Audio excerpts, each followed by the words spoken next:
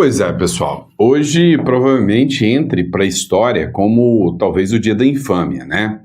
Mas enfim, mesmo com tudo isso, tem alguns acontecimentos que estão gerando muita especulação. Como, por exemplo, como seria o posicionamento do André Mendonça se ele tivesse o poder de anular todo esse circo que acontece hoje em Brasília, chamado julgamento do golpe.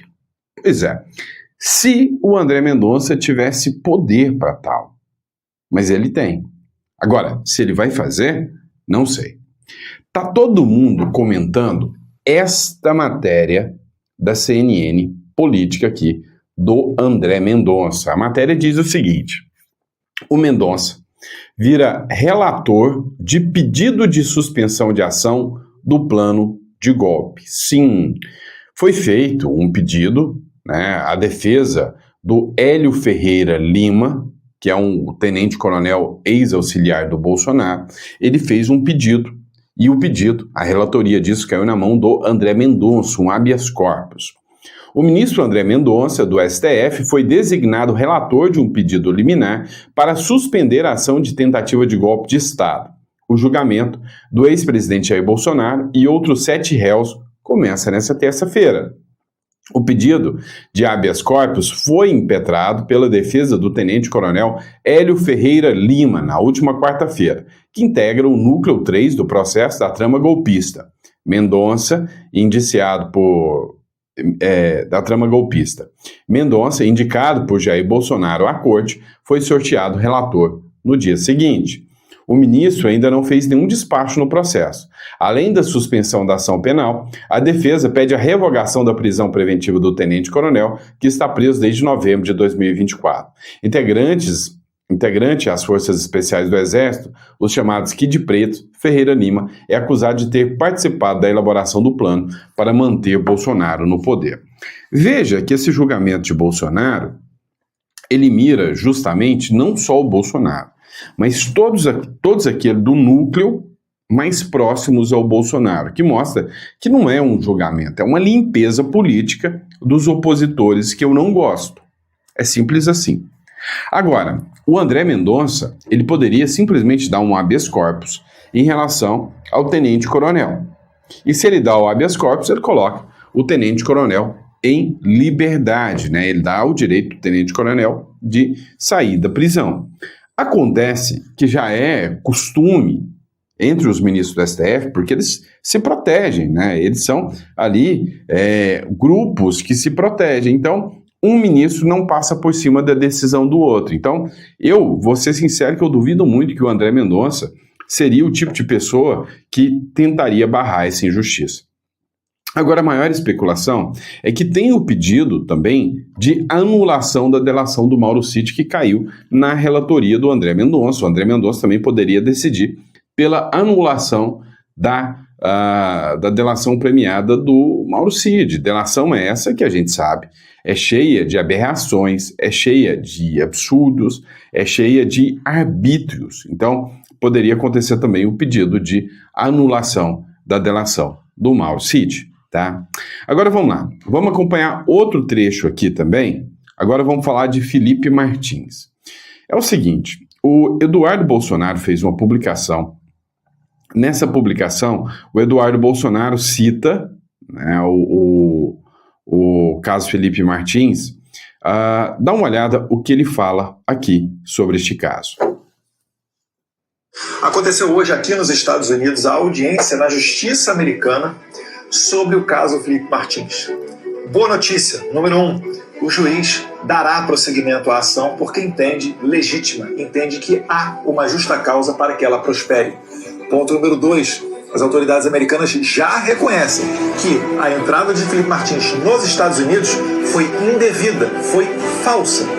E ponto número 3, haverá em breve uma audiência de instrução e julgamento, que em bom português significa que a advogada de Felipe Martins vai poder perguntar diretamente às autoridades americanas toda e qualquer questão que ela tenha.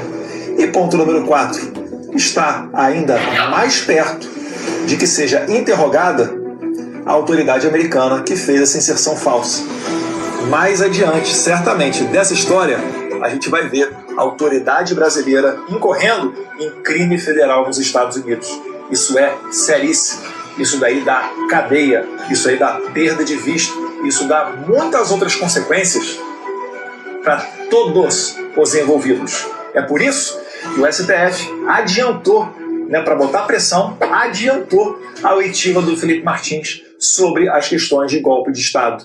Ele é um perseguido que jamais deveria ter sido preso, mas agora, ao que parece, quem pode ir para a cadeia são as autoridades brasileiras que abusaram do seu poder. Aconteceu hoje aqui... Pois é. Isso aqui, esse caso do Felipe Martins, já aconteceu há alguns dias. Tá? Mas por que foi importante essa republicação? Né? O Eduardo Bolsonaro republicou esse vídeo. Por que isso aqui chama muito a atenção? É o seguinte, hoje, o caso Felipe Martins, com certeza, pode e será utilizado contra autoridades brasileiras aqui. E aí é algo que pode dar prisão.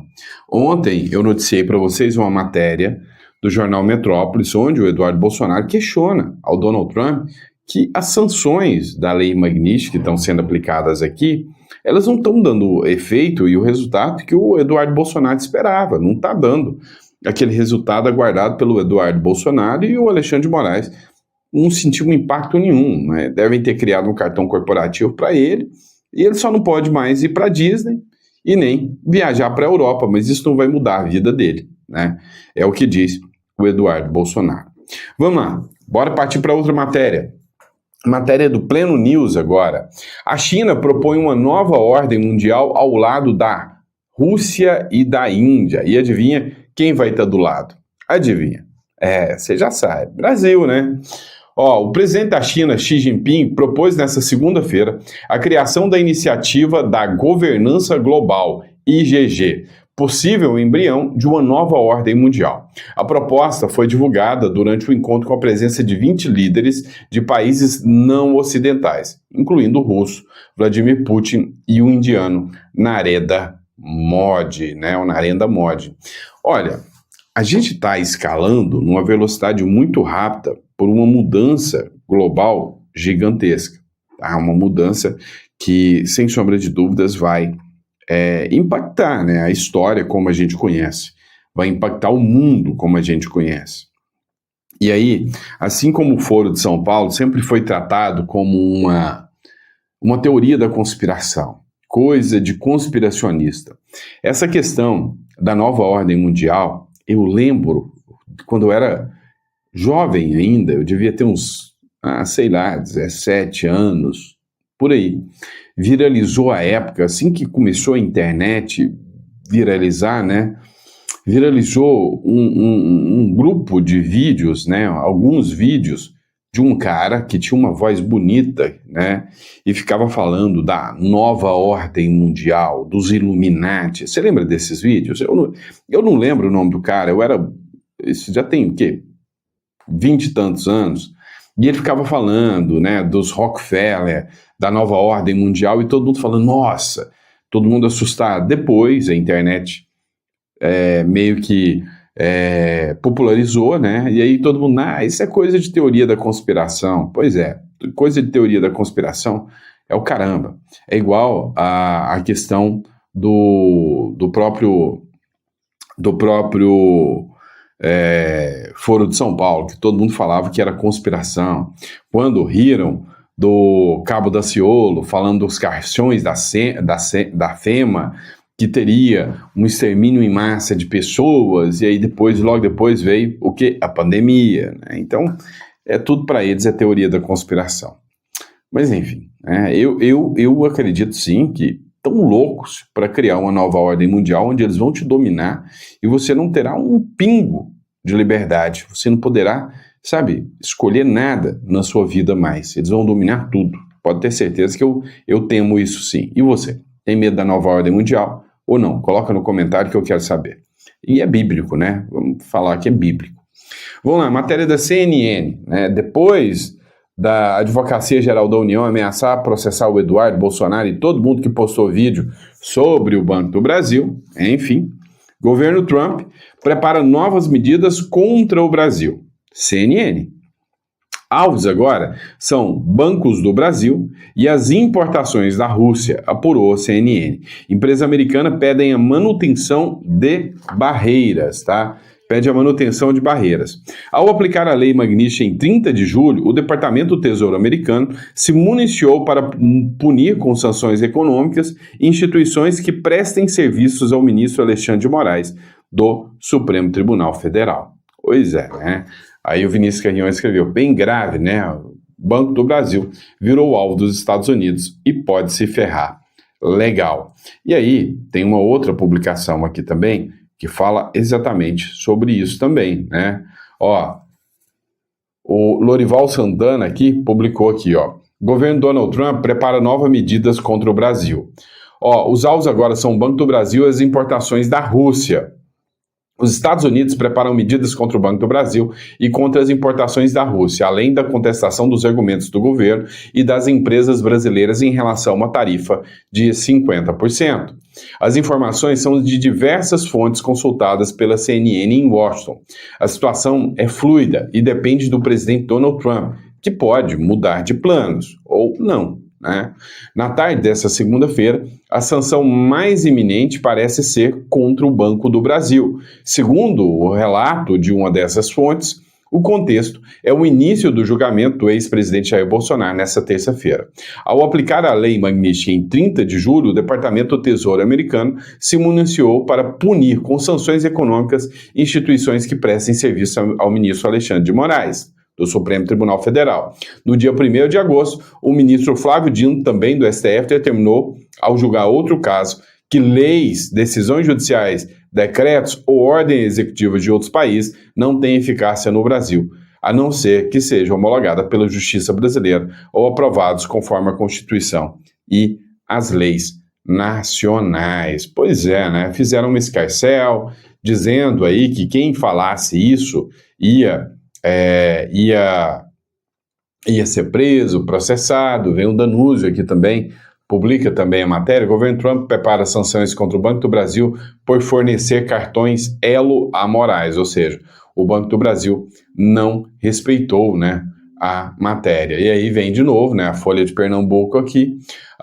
Banco do Brasil denuncia vídeo de Eduardo Bolsonaro por fake news e pede ação da AGU contra a corrida bancária. O Eduardo Bolsonaro disse que o Banco do Brasil poderia ser sancionado pelo Donald Trump em virtude das medidas, né, aplicadas pela lei Magnitsky e devido ao fato do Banco do Brasil dar respaldo ao ministro Supremo Alexandre de Moraes e que o Banco do Brasil poderia ser sancionado. Ou seja, a mesma matéria que acabou de ser publicada agora pela CNN. E aí a Júlia Lucy, ela fez uma publicação aqui do seguinte: o Trump avalia aplicar punição diretamente ao Banco do Brasil, porque a empresa se recusou a suspender os cartões de Alexandre de Moraes. As consequências podem ser terríveis. Falar sobre isso é direito de todos os brasileiros, os quais não devem ser perseguidos por buscarem o melhor para si e para os seus patrimônios. Eu, por exemplo, sei que está começando o julgamento do Bolsonaro hoje e não quero ter meu dinheiro no Banco do Brasil hoje, tá? Porque eu sei que hoje vem pressão norte-americana e eu não quero ter, né, dinheiro podendo correr o risco de ser travado ou então eu não poder enviar esse dinheiro para uma conta no exterior ou algo nesse sentido, tá? Ó, agora, tem outras questões, a gente tem que analisar tudo da forma mais coerente possível, e aqui eu já acho que o Donald Trump já está mirando o Brasil até demais, e assim, eu não sei até onde isso vai permanecer, tá?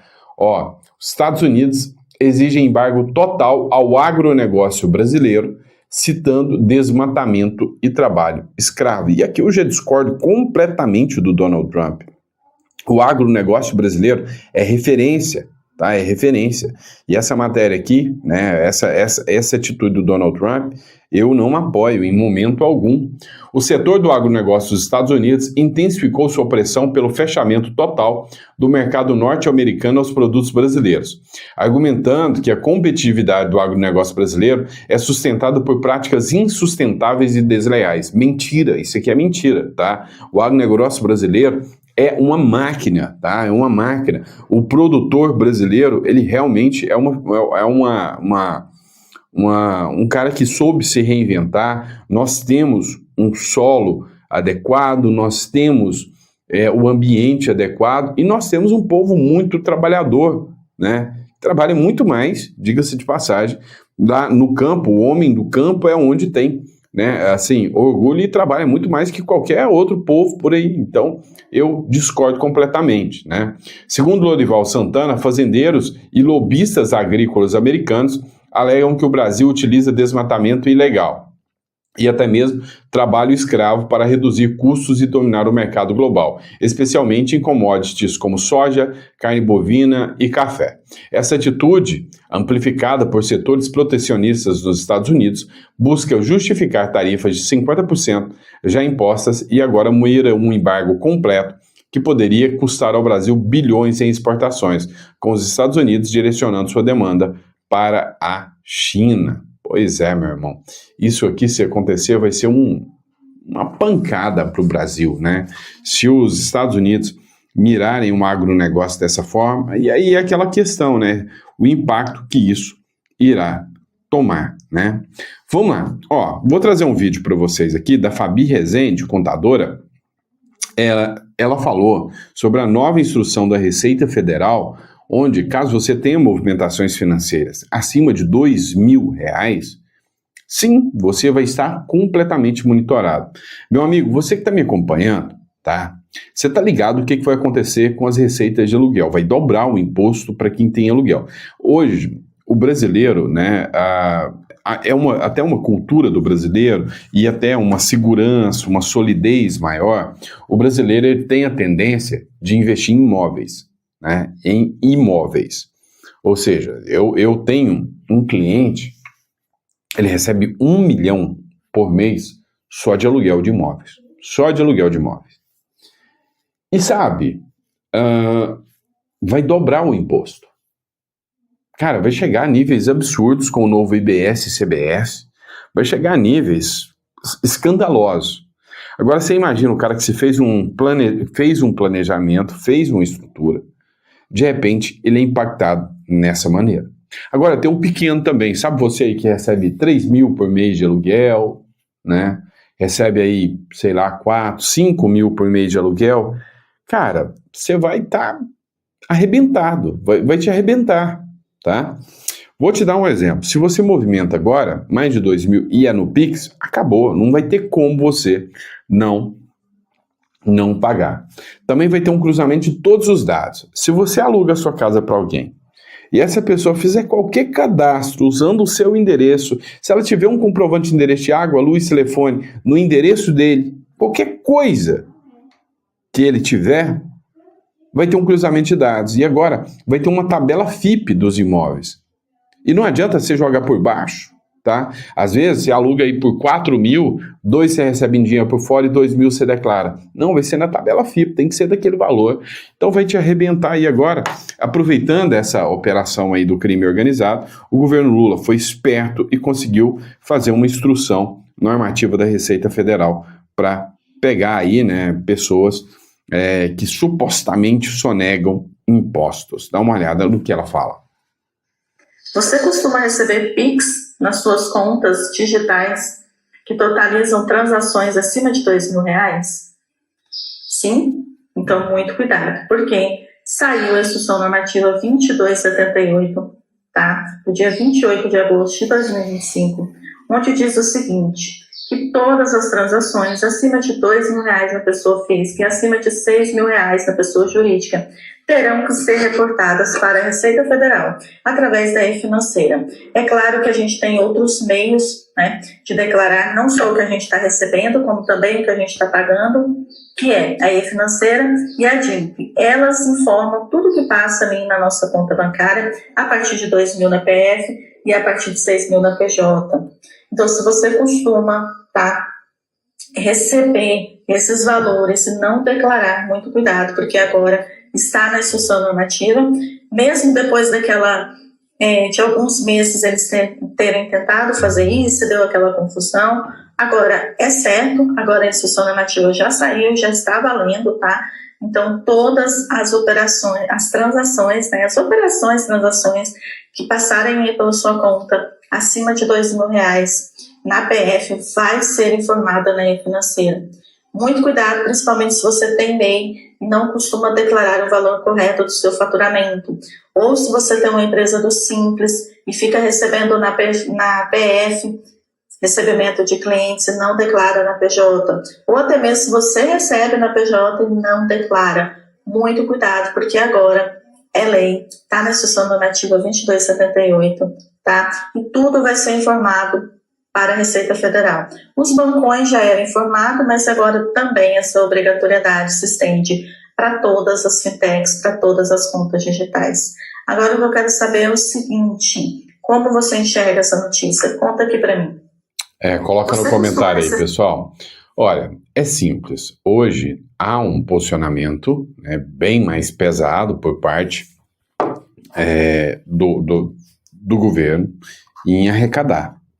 E assim, ele está minando o produtor, ele está minando quem produz no Brasil hoje. Hoje, eu vou ser sincero, daqui a pouco você não vai aguentar mais ter o seu mercadinho, você não vai aguentar mais ter sua pizzaria, sua hamburgueria, e você não vai aguentar, que é o que te sustenta, né? Então, assim, eu não sei o caminho que a gente vai parar com esse Brasil, não, sinceramente, né? Vamos lá, vamos falar dos Estados Unidos. Conselheiro de Trump prevê fim dos Estados Unidos se a Suprema Corte derrubar as tarifas. Pois é, vocês estão ligados que teve um tribunal lá nos Estados Unidos que deu que as tarifas do Donald Trump são ilegais, mas não suspendeu. O Trump recorreu à Suprema Corte e o Trump falou, vocês decidindo ou não decidindo, as tarifas continuarão. Eu não vou obedecer vocês. E a Suprema Corte tem uma grande possibilidade dela acompanhar o posicionamento do Donald Trump. Navarro disse que se a Suprema Corte confirmar a decisão contra as tarifas de Trump, será o fim dos Estados Unidos. E defendeu a taxação das importações. O Peter Navarro, conselheiro do presidente Donald Trump, afirmou que se a Suprema Corte confirmar a recente decisão judicial que considerou inconstitucional boa parte do tarifaço de Trump, será o fim dos Estados Unidos. Navarro concedeu entrevista ao canal Fox News e defendeu a taxação das importações, afirmando que ninguém pretendia torná-las permanentes. As informações são do jornal O Estado de São Paulo. Pois é, hoje, se houver o fim da taxação, o Donald Trump disse que o mercado americano vai colapsar, porque os produtos americanos são caros. São caros. E aí, com a sobretaxa que os países aplicam, eles se tornam, com toda certeza, produtos que ficam inviáveis para outros países. E aí vem a China, que faz transações com tarifas muito menores e consegue se impor muito mais em outros mercados. Vamos lá, agora vamos ouvir o nosso ministro da Fazenda falando sobre os Correios. O ministro Haddad diz que Correios estão falidos porque enviam cartas. Dá uma olhada nisso. Eu queria te perguntar sobre as estatais, que registraram um déficit de 2 bilhões agora em julho. Qual é a avaliação que o senhor faz? Por que as estatais estão dando tanto prejuízo depois de terem dado lucro? É o PT. Olha, nós temos basicamente um problema nos Correios hoje. Os Correios hoje inspiram cuidado. Por quê? Porque houve a quebra do monopólio, houve a quebra do monopólio, e hoje o Correio está com um passivo de ter que entregar as cartas para quem usa ainda o Correio nas regiões mais remotas do país. Você mandar uma carta de São Paulo para o interior da Amazônia, o Correio vai lá e entrega pelo valor do selo, e aquilo ali não se paga. Imagina, não tem como você pagar com o selo mandar uma carta física para o interior de uma região longínqua do país. Então, o Correio tem um problema estrutural, que é o enorme subsídio daquilo que ficou para ele. Porque quem concorre com o Correio não tem nenhuma obrigação de entregar a carta.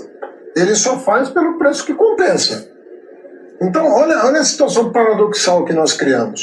Quebrou-se o monopólio, o Correio ficou com uma obrigação, e ele não tem funding para custear o subsídio. Mas a mudança da lei das estatais não está relacionada a isso, não? Não. Enquanto todos os concorrentes do Correio vão pegando o filé mignon, a picanha, e vão deixando o Correio com o osso, para o qual ele não tem recursos para subsidiar.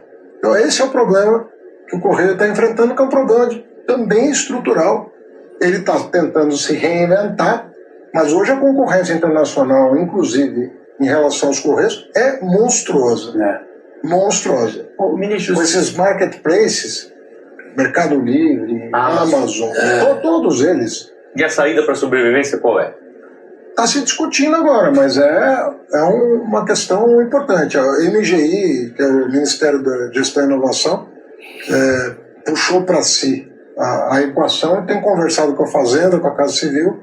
Ministro, eu queria te perguntar sobre as estatais. É impressionante como tem gente que acha que há uma capacidade ainda para que esse sujeito seja ministro da Fazenda, né? Você tá de sacanagem. Ah, não, mas por quê? Porque manda carta para os lugares. O Ciro Gomes já falava sobre isso, tá? Sobre a questão dos Correios. E sim, é um problema de adaptação dos Correios, porque você vai mandar uma encomenda, imagina você mandar uma encomenda onde essa encomenda vai chegar lá em Cabrobró, né? Nem sei se existe Cabrobró, tá? Tô usando o exemplo, lá no interiorzinho do Goiás. E aí é os Correios que tem que fazer essa entrega, porque nenhuma outra grande empresa quer fazer essa entrega lá para os Correios. Mentira! Mentira! Isso é uma conversa fiada sem tamanho. Deixa eu explicar uma coisa para vocês. Qualquer um quer fazer as entregas. E aí ela tem um custo operacional, onde dentro do sistema, ela, se é uma cidade pequena, ela vai ter um veículo destinado, que vai lá uma vez por mês, ele não vai todos os dias. Não é a carta que está chegando lá que vai deixar o correio tão caro. Até porque a gente tem essa tragédia no governo a partir de 2023, né? E antes de 2023, o correio apresentava recordes e recordes de lucro. Então, o grande ponto que eu coloco para vocês é, mas por que o governo apresentava recorde de lucro se o correio também mandava cartinha lá para Cabrobró? E se também, mesmo nesse período, já tinha a Amazon, já tinha os marketplaces aí da vida do mesmo jeito. A Magazine Luiza é um marketplace existente há muito tempo. Por que na época do Bolsonaro, do Paulo Guedes, os Correios funcionavam e davam recorde de lucro? E na época do governo Lula, não dá recorde de lucro. É a cartinha que eles continuam mandando para fora? Não, isso aí chama incompetência mesmo, tá? Incompetência. Foi a taxinha das blusinhas que alcançou menos da metade do impacto financeiro que eles queriam, mas todo mundo parou de comprar, tá? Todo mundo parou de comprar. Antes, minha esposa comprava o dobro de coisas da Shein. Agora ela compra metade, mas eu tenho que pagar o dobro. Então, resumindo, caiu pela metade o número de entregas do correio, chegava tudo pelo correio. E aí, já tinha um sistema, chegava pelo correio, o pessoal pegava lá do correio levava, entregava, pronto, estava resolvido. Agora, resumindo, o que eles fizeram? Deixaram na mão dos petistas. E aí, qual que é o resultado? Destruir tudo.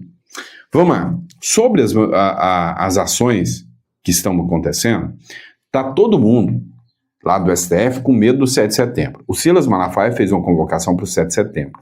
Acabou de sair uma publicação agora do CNN dizendo o seguinte: o governo vai monitorar toda e qualquer manifestação da direita até 7 de setembro agora, até que o julgamento do Bolsonaro se encerre. Medo, né, do povo da direita. O governo federal está em alerta máximo.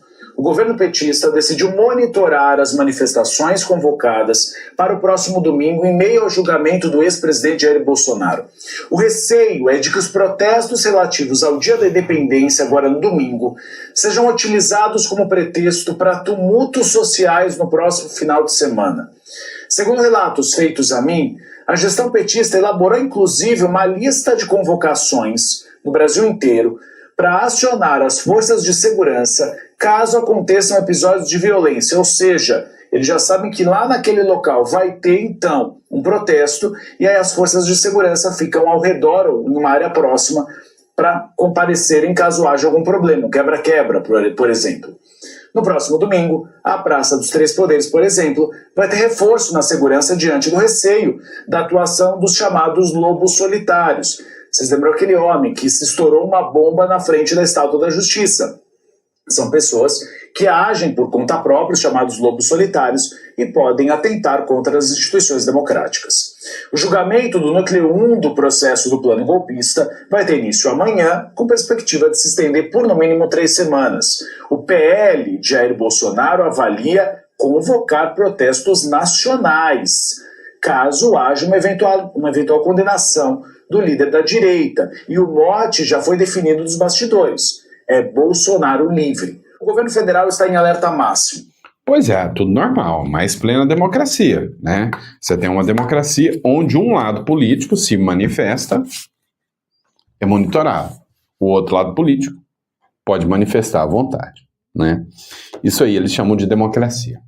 É isso, pessoal. Muito obrigado pela paciência, né, de acompanhar mais um editorial. Obrigado pela confiança, pela credibilidade.